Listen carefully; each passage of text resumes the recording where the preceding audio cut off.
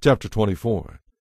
Joash was 7 years old when he became king, and he reigned in Jerusalem 40 years. His mother was Zibiah from Beersheba. Joash did what was pleasing in the Lord's sight throughout the lifetime of Jehoiada the priest. Jehoiada chose 2 wives for Joash, and he had sons and daughters. Sometime later, Joash decided to repair and restore the temple of the Lord. He summoned the priests and Levites and gave them these instructions.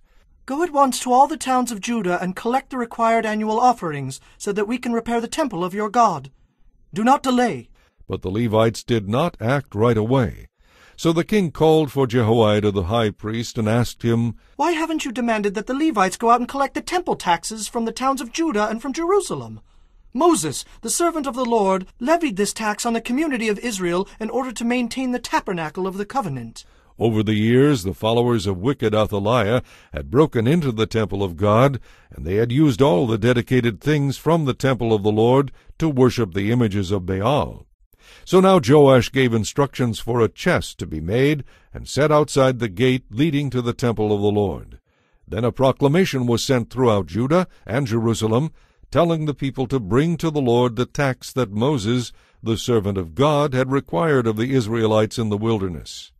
This pleased all the leaders and the people, and they gladly brought their money and filled the chest with it.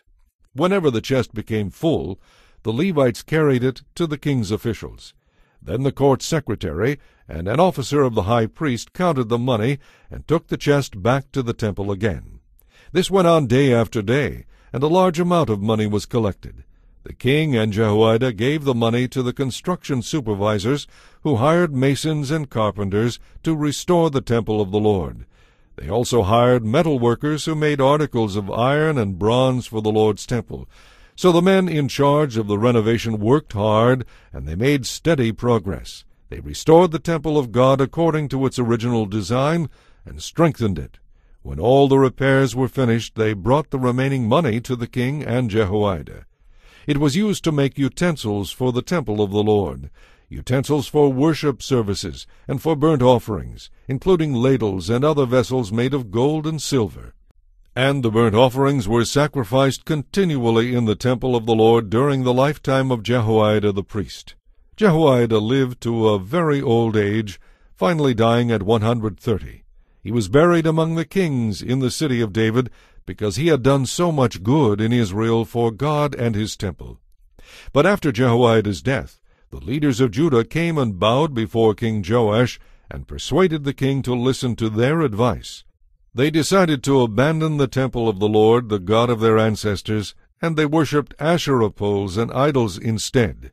Then the anger of God burned against Judah and Jerusalem because of their sin.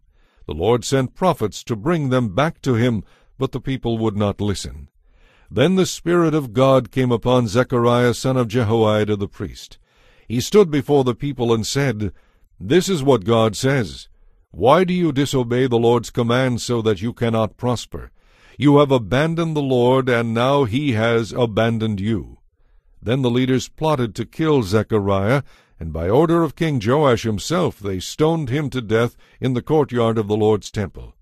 That was how King Joash repaid Jehoiada for his love and loyalty, by killing his son.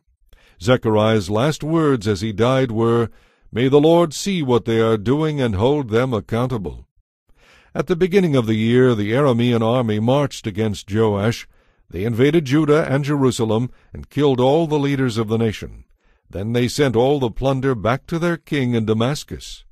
Although the Arameans attacked with only a small army, the Lord helped them conquer the much larger army of Judah.